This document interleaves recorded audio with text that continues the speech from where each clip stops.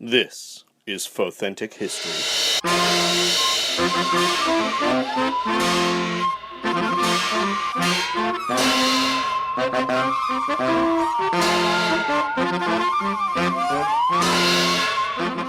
Hello and welcome to the podcast. I'm Brian Young. And I'm Holly Fry. So today we're going to be talking about something that, we probably wouldn't have been able to talk to quite a while ago, but since many years have passed, and since many of the identities of everyone involved have been revealed, we've been able to piece together one of the most controversial tales in the history of the Batman. And that was the death of the second child to take up the mantle of Robin, Jason Todd. Yeah, so in order to really get into the history of the death of the second Robin, obviously that's kind of jumping into the middle of the story. So we first need to offer some context about Batman and Robin and the people behind the capes and cowls of what came to be known as the dynamic duo. So the story begins with a young boy of about 8 years old named Bruce Wayne. Bruce was born to Thomas and Martha Wayne in Gotham City. Thomas was heir to the Wayne industrial fortune, but trained to be a doctor. His wife, Martha, was a socialite and the heir to the Kane chemical fortune. And Thomas Wayne dedicated his time to medicine and philanthropy. And Martha, for her part, spent her time split between raising their son, Bruce, and fighting child trafficking that Gotham had become a hub for. And when Bruce was about 8 years old, as many people know this chunk of the story, Thomas and Martha took him to see a Zorro film, and afterward, they were both shot and killed by a gunman in a botched robbery attempt. Bruce was at that point the only surviving Wayne, and with the help of the Wayne family fortune, he vowed to fix Gotham City. Now, normal billionaire orphans would probably spend their time getting into philanthropy, and that's something that young Bruce did do. And he did more of it as he got older, from bankrolling the Leslie Tompkins medical clinic to putting those in need on the Wayne Enterprises payroll. But that was only his persona by day. That was really the tip of the iceberg of the things that he decided to do for Gotham City. Right, because by night, he donned a bulletproof costume, and he guarded Gotham City as the infamous vigilante, the Batman, which is kind of an extreme duality to be living. With the unlimited resources from his inheritance and years of traveling the world, training to become the world's greatest detective and a finely honed martial artist in peak physical condition, he was able to pull this off. So for 15 years, Bruce had actually traveled across the globe, training everywhere from Thailand to France and Egypt to Nanda Parbat, Japan, and Brazil. He operated for a while on the streets of Gotham with the covert support of Police Commissioner James Gordon and District Attorney Harvey Dent. And this three-way partnership made a significant dent in the criminal element of Gotham. Eventually, Harvey Dent would become the scarred villain Two-Face, though, and the crime-fighting triumvirate in Gotham would break up, and Batman would continue to work on his own, or with limited help from Commissioner Gordon. Dent was a really interesting case. Like, he was in court when he was attacked with acid, and that sort of split not only the half of his face that was burned, but also kind of split his persona into this crazed criminal mastermind.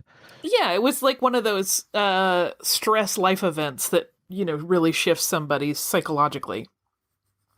And so Batman, or Bruce Wayne, worked for a while like this solitary creature of the night, but soon he ended up with a young sidekick.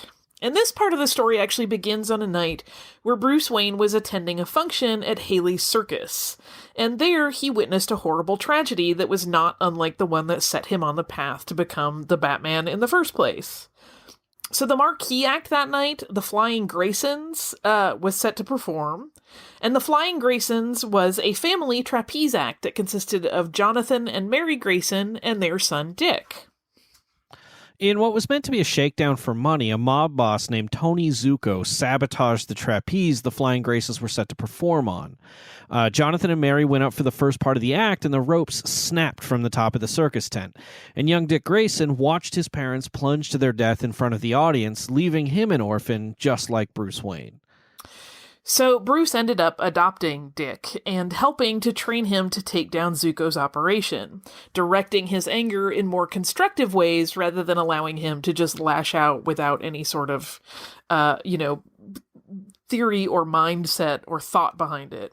And so with their backgrounds being so similar, and with Dick Grayson exhibiting a very quick taking to the training that Bruce was offering, Bruce decided to let him in on the secret of his alternate identity.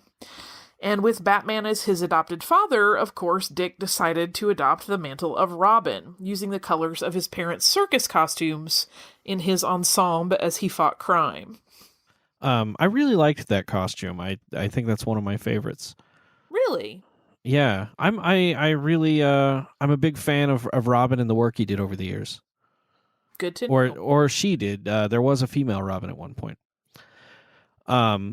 So this arrangement between Bruce Wayne and Dick Grayson or Batman and Robin worked for a few years, and Robin became well known as a bane to the criminal element of Gotham just as much as Batman. But Dick also took the duties of leading the Teen Titans, and with him able to spend less and less time as Batman's sidekick and coming into his own as a hero, he took on the mantle of Nightwing. Batman operated on his own for a while until one fateful night when he met a young boy named Jason Todd. So on that evening, Batman was running down leads in the east end of Gotham in Crime Alley. That's the same neighborhood his parents had been killed in, when he came back to the Batmobile to find a young street urchin, Jason Todd, trying to steal the tires off of his vehicle. The sheer courage that it would take for anyone to try to steal anything from the Batmobile is galling, and that a young kid would do it while Batman watched was something else entirely. Yeah, Batman discovered that Jason was actually an orphan, and you'd have to be, I don't know, like the brazen level of this kid. I don't know, maybe Bruce just sort of attracts orphans or something. I'm not sure. But Jason's mother, Catherine Todd, had been a drug addict who died when he was younger, and his father, Willis Todd, fell into the life of a two-bit hood to make ends meet, working as a thug for the criminal Two-Face, who, as we talked about earlier, had been Harvey Dent. And when one day Jason's father just didn't come home, Jason took to the streets on his own, trying to find a living. Boosting tires was the best he could do, and the Batmobile proved no threat to his prowess. Given his own childhood, Batman naturally connected with the boy, bringing him in off the street ultimately. And while he wasn't as naturally athletic or graceful as Dick, because he did not grow up in a trapeze artist family, Jason did prove that he had a talent with the sorts of abilities that would make him a good Robin. Naturally, Bruce revealed to him his secret identity and offered to train him as his next Robin. And in the found journals of Bruce Wayne, he said, quote, "Jason took the training like a fish to water. He was quick and intelligent. It was like training Dick again, but this kid had a rebellious streak in him." That rebellious streak first made itself known when Batman hid a key piece of information from the boy. In the course of his routine investigations, Batman had discovered that Jason's father, Willis, wasn't just missing, he'd been murdered. Two-Face had been displeased and killed his hired gun in just a fit of rage. And instead of telling the boy this news, Batman decided it would be better if he just didn't tell him at all. Batman, however, made the mistake of filing the information in the computer archives in their headquarters, and Jason found it. And naturally, this caused some problems for the 15-year-old kid.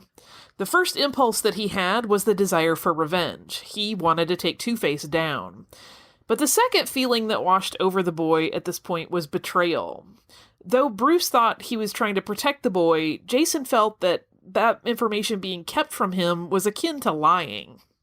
To channel the boy's rage and to try to make amends to him, Batman offered to hunt for Two-Face. And together, the two of them went from thug to thug throughout Gotham City looking for Two-Face on the streets. They beat their way to him inch by inch, and Robin did something that that did Batman very proud. When they finally confronted Two-Face, Batman was worried that Robin would lash out, possibly murderously, but instead of getting violent in any way, Jason Todd, as Robin here, turned the other cheek and let the authorities deal with the villain on their own. And Batman thought that this closure was going to help the dark moods that Jason was having, but he was 15 and he was prone to dark moods anyway. He would take long, brooding walks in his civilian guise to blow off steam in solitude. And it was on one of these walks that he found himself in front of the apartment building where he had last seen both of his parents. A neighbor there recognized him and invited him in. And she had what was left of his family's personal effects and wanted to make sure that Jason got them. His acquisition of this box of his family's effects was the turning point in his life that would set him down his fatal path. As he rifled through these personal family papers and photographs, he found his original birth certificate, and that's where he noticed something he'd never known before. The name of his mother on the birth certificate was not Catherine Todd.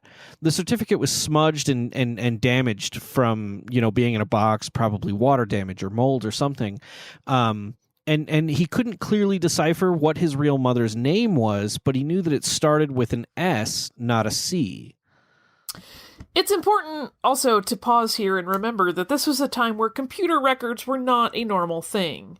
The original birth certificate was likely the only one in existence, so it wasn't as though Jason could just log onto a computer and get the answers that he sought. So instead, he turned to the detective training that Batman had taught him. He pored through every other item in the box, and he eventually struck pay dirt when he found his father's old address book. There, he found 3 likely candidates of who his mother might be if his father had definitely kept their names in this book. So the first woman was named Charmin Rosen, and she'd emigrated to Israel in 1982 and became employed by the Israeli Secret Service. The second was Lady Shiva Wusan, a notorious assassin and mercenary. The information he found out about Lady Shiva in the Bat computer placed her training terrorists in Lebanon. The third name on the list was Dr. Sheila Haywood, a doctor working on famine relief in Ethiopia. So Jason came to a crossroads at this point. Should he tell his adopted father, Bruce Wayne, about his findings, or should he run this investigation on them on his own? And ultimately, he opted for the latter. So he packed enough clothes for the trip, a number of credit cards that Bruce had given him, and he set out to get to the truth behind the identity of his birth mother. Now, Bruce could have stopped Jason right here. It would have simply taken cutting off his line of credit and reporting him as missing. But Bruce understood more than probably anyone in the world how important that quest of self-discovery across the globe was in the light of such tragic family events. I mean, this is essentially what Bruce did when he was a child. Besides, Batman had bigger problems he needed to deal with right then. The Joker had acquired a nuclear missile and was intent on selling it on the black market. That's bad news. Yeah, and that was actually the unifying thing that brought Jason and Bruce back together to work. Jason's first stop was Beirut, which is where he learned that Charmin Rosen was operating for the Israelis. But this was also Bruce's first stop, as he believed that the Joker was going to try to offload the missile there. The contact he had planned to shake down happened to be the same one Charmin Rosen was working with for the same end. No one liked the idea of a nuclear-armed Joker, it seemed. As Batman and Robin, they used powered gliders to follow Charmin and the potential nuclear buyers to a remote spot outside the city, and that led them actually right to the Joker. The cruise missile was indeed there, and he was ready to sell it to a group of terrorists hiding out in the outskirts of Beirut. The dynamic duo landed outside the camp and began to take down the terrorists one at a time, whittling down their numbers and hit-and-run attacks so that they could get in closer to apprehend the Joker and dismantle the nuclear weapon. But, of course, Joker had other plans. Once he saw that Batman was on his tail, even there in Lebanon, he decided on what might have been literally the craziest course of action. He input the codes to detonate the missile. Which is exactly what you would expect the Joker to... Except it was a Joker, so you would. Yeah. Fortunately for everyone involved, Joker, in his tinkering with the warhead, had inadvertently disconnected it from the rest of the missile, so it did not detonate. But the rest of the launcher exploded, destroying all of the money that he was going to get upon delivery of the missile. The Joker fled the scene at this point, despondent over his lost money. Batman and Robin were left to clean up and restrain the remaining terrorists with the help of Sharman Rosen. Sharman thanked them, explaining that the Israeli government owed them a debt of gratitude for helping keep a missile that powerful out of the hands of terrorists. And for his part, Robin asked her to return the favor, he could ask a couple of questions. She agreed and revealed that she had never had any children in Gotham City. With the nuclear threat of the Joker neutralized, Batman offered to help Robin fulfill the rest of his quest, and so together they set out to the Bekaa Valley in Lebanon to find Lady Shiva Wusan. And according to the latest reports that Batman had access to at the time, she was training terrorists there, and they would need to talk to her to cross her off the list of Jason's potential birth mothers. When they found Lady Shiva, she was indeed in the center of this terrorist training camp. Batman and Robin found that they had to fight their way through this camp, disguising themselves as terrorists, and taking each trainee down one by one, incapacitating them with non-lethal means as the Batman and Robin, they take pains to not kill anyone. And finally, Lady Shiva presented herself, but wasn't forthcoming with the information that Robin sought. Batman really seemed to have very little patience for this, and despite his upright moral code, he saw fit to restrain Lady Shiva and inject her with sodium pentothal to get the answers that they were seeking. In his diary, he claimed that, quote, "Every fiber of my being was revolted by the thought of what I did. It didn't stop me, though." He was determined to get Jason the answers that he needed about his real mother, and for her part, under the influence of the so-called truth serum, she admitted that she had never had a baby. Yeah, it's interesting where Batman and Bruce Wayne as Batman drew that line on his moral code. Because it seems not in keeping with it, but I guess the interest in helping the boy, that paternal instinct, was greater than that line in the sand he'd drawn. Yeah, I would never do this, except for Jason. Yeah. So with Lady Shiva out of the picture, that left one name left on the list, and that was Dr. Sheila Haywood. Batman and Robin dropped their alter egos and traveled to Ethiopia as Bruce Wayne and Jason Todd. There, they sought out the famine relief camp that Dr. Haywood was in charge of. After asking around, they found her in a central tent tending to paperwork. Bruce, according to his account, knew the moment they walked in the tent that they'd hit pay dirt. She had Jason's eyes, he wrote. Bruce introduced himself and then introduced Jason, and Dr. Haywood seemed to know instantly that Jason was her son. Bruce left them to get better acquainted, and she explained to Jason why she had left. Shortly after he had been born, she was a struggling medical student and had taken part in a botched medical procedure that ended her medical career in the United States. She moved to England, and Willis was supposed to follow her with Jason. But Willis fell in love with Katherine Johnson before Sheila could send for them, so in the long run, she decided that it was better to just stay away. After this tearful reunion, Sheila asked Jason to help with food distribution for a little while as she had urgent business to attend to. Jason sort of bristled at this idea that, like, hey, it's your son. You haven't seen me in years, but now you want me to go. Now, you can't cancel a meeting. But he ended up just obliging. He went to go help with the food distribution, assuming that her meeting must have been important for her to turn him away. And on his way away, though, he noticed who it was she had business with. The Joker. Just like a bad penny, he turns up constantly. Yeah. So Joker arrived in a Jeep in disguise. He wasn't wearing any of his trademark white makeup. His Jason's Robin training, however, kicked in, and Jason knew that he had to go eavesdrop on this situation. If the Joker had dealings in Ethiopia, he knew it had to be bad news. So he ducked behind the back of his mother's tent, and he heard everything that went down. Dr. Haywood was being blackmailed into helping Joker hijack 6 trucks worth of medical supplies. Yeah, when she told Jason that she'd participated in a botched medical operation, she failed to mention that it had resulted in a dead teenager, and the homicide investigation was still open. And this was how the Joker was blackmailing her into complying with his plan. And to make matters worse, Joker planned to replace all of the boxes he was stealing with boxes of his own design full of Joker gas. He claimed that those he killed would be his contribution to the famine effort, a sentiment almost expected from someone as sadistic as the Joker. he's not a good guy. Now, Jason knew that he could not take Joker on his own. So he found Bruce and he told him what was going on, and the two of them decided that they would split up their forces. Bruce, acting as Batman, would follow the convoy of tampered boxes, and Jason would see about getting his mother out of this situation. And it was at this point he approached her in civilian garb to offer to help, telling her that he knew all about the Joker. When Dr. Haywood told her son that there was nothing he could do to help her, he revealed to her his true identity by showing her the Robin costume that he kept beneath his clothing. And shocked at this revelation, Dr. Haywood took Jason, now in his complete Robin disguise, and led him into the warehouse where she'd been dealing with the Joker. And this is where things really started to unravel. The Joker had not left with his convoy. He was still there inside the warehouse. And to Joker is exactly where Sheila Hayward led her son.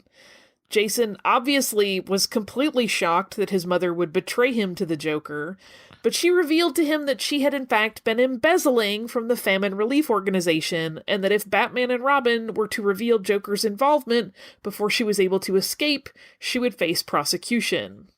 What she didn't count on was just how brutal the Joker could be. Yeah, when she offered Robin to Joker as his hostage, the Joker did not hesitate for a second. He knew exactly what he was going to do to the boy wonder. He started with his fists, but quickly moved on to a crowbar. Savagely, he beat Jason Todd until he was reasonably sure the boy wonder was dead. And Dr. Haywood was not unmoved by the plight of her son here. She certainly regretted selling her son out, but she was dealing with a madman and did not quite know what to do. But Joker realized quickly that if Batman were to find the evidence of what he had done to Robin, far worse things would happen to him. And to that end, he rigged a bomb to destroy the warehouse and all of the evidence that was there, including Jason's body. Sheila Haywood thought she would be able to walk away from the deal, but Joker was not particularly keen on that idea. He tied her to a pillar in the warehouse in front of the body of her son and left her there to explode. Dr. Haywood was surprised to find that her son was not exactly dead. Jason was bruised and beaten. Many bones were broken, and he was losing an alarming amount of blood. But he was a fighter. Any student of Batman's would be. And Jason crawled for the bomb, but realized defusing it would take more motor skills and awareness than he had.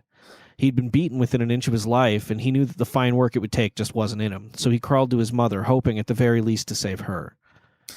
And Jason was able to get his mother's bonds free, and they both set their sights on the door to the warehouse.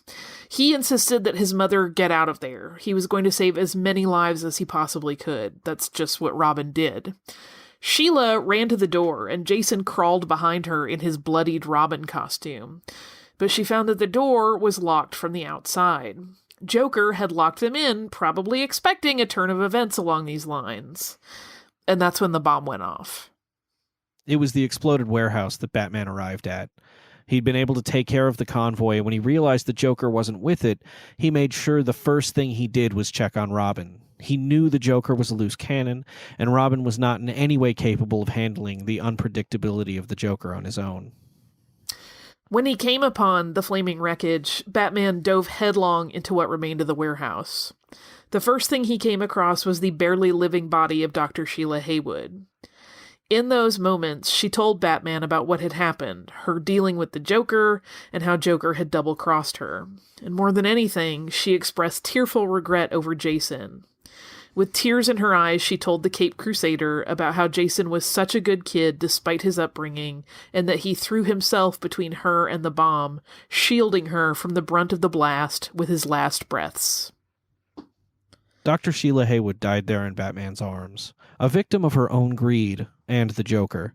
Batman then set out to find his own warden sidekick in the rubble, hoping that somehow, beyond all hope, the young man was still alive. Alas, when Batman found the boy, his pulse was gone. Then, Batman had to go about the sad work of removing every trace of the Robin costume from Jason Todd's body, for fear that it would reveal too much about himself as well as too much about the boy's identity. Changing back into the guise of Bruce Wayne, Wayne spent the rest of the day answering questions for the Ethiopian authorities. And at his own expense, the billionaire flew the bodies of Sheila Haywood and Jason Todd home to be buried in the same cemetery as his own parents in Gotham. The only people in attendance at the funeral were Bruce, his butler Alfred Pennyworth, Commissioner James Gordon, and his wheelchair-bound daughter Barbara, who incidentally had been put in that wheelchair by the Joker. And this is where we'll end our story, as Batman's quest for revenge against the Joker for what he'd done to Jason would add another 20 minutes to this episode. Easy, possibly a great deal more. The short version is that during his stay in the Middle East, Ayatollah Khomeini invited Joker to become the ambassador to the United States from Iran and to give a speech to the United Nations. The State Department sent Superman to keep Batman in check, hoping to prevent an international incident, knowing that Batman might try to apprehend the Joker despite his diplomatic immunity. But the whole thing was a ruse anyway. Joker tried to kill all of the UN delegates he was addressing, and Batman and Superman were able to join forces to stop it, and Joker got away under ambiguous circumstances, leading Batman to question whether the Clown Prince of Crime survived at all. It's a tragic chapter in a book full of tragedies for Bruce Wayne / Batman, and this was a story that defined him for many years in his quest to rid Gotham City of the crime that had already stolen his parents from him. So that's the story of the death of Jason Todd, the second boy to take the mantle of Robin. I'm sure in the future we'll delve more into the history of the Joker, at least what we've been able to piece together, and there are certainly other stories about other Robins that could fill episodes of their own, but I think Jason's story, is the most poignant and probably my favorite. I mean, not because of how it turned out. It just makes an excellent story. Yeah. Difficult, but also, one worth telling, certainly. Hey, Brian, do you have a little bit of listener mail, maybe? I do have a little bit. So this is an email from Christine. And Christine writes that this is late in coming, but she wanted to say thanks for the episode on the Bounty Hunters Guild. She's been interested in the topic, or she writes, I've been interested in the topic, but have never had much time to delve. I've been interested in the topic, but have never had much time to dive deep into researching the establishment. It was illuminating, but also a huge bummer. It was chock full of information to inspire me to potentially switch career paths. I was surprised at how organized the guild became and the amount of real power for those who were members. Since I have no connections inside the guild, I guess my only hope would be to earn enough credits on my own, but the entry price is pretty steep. So far, I've only been able to get a gig tracking down a friend's dog. Not very lucrative. But after the hunt, I did get some cute dog kisses. I'm still 19,985 credits short. Maybe I would have had better luck seeing if the guild has any openings in their admin office. Thanks again for all the great information from your show. Keep it coming, and maybe I can find an even better career change in the future. Becoming a bounty hunter is no small task. No. And we talked about it in that episode, like even the best, most sort of outlaw kind of careers often really become mired in their own bureaucracy eventually. And that definitely happened with the guild. For sure. So keep trying. Yeah. You'll catch those criminals, smugglers, and rebel scum soon enough. And puppies. Yeah. So if you would like to send us email or contact us and let us know about a show or suggest a show, we can't promise we'll get to it, but we'll certainly happily read your suggestions. You can go to fauthentichistory.com and fill out the contact form there, or you can visit us on Twitter at Fauthentics or on Facebook at facebook.com/Fauthentic Where can people find you at, Holly? Oh, I'm on Twitter as @surliestgirl. How about you, Brian? They can find me at Swankmatron, and they can find us both on the Full of Sith podcast. Oh, that's true. Yeah, that's true. That's true. And you've got that other podcast. Yeah, I also host Stuff You Missed in History class at How Stuff Works, which you can visit us at missedinhistory.com and get connected to all of our social media that way. So, unless there's anything else, Holly. No, I think we'll leave on the somber story of Jason Todd, and perhaps next time around it will be a peppier story. Maybe not. I doubt it. We make no promises. But probably not. Yeah. So, thank you all for listening, and until next time.